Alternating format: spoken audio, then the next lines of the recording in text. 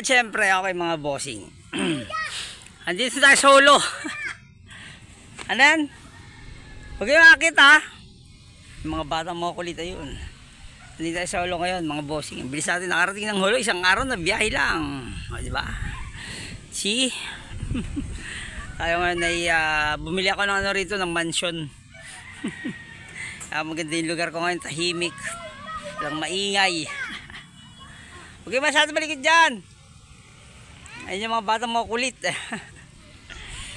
Ayan, o, diba? Kaya medyo relax tayo. Hindi pala, medyo talagang relax. Ibibidyo ko o, Rain, o. Si Rain yun.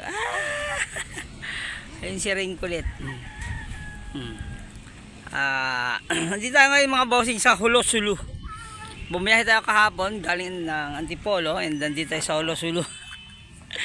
Diba, makikita nyo na lang yan kung nasan tayo mga bossing, mga susunod natin video. So, ano pang gagawin natin? Let's rock and roll.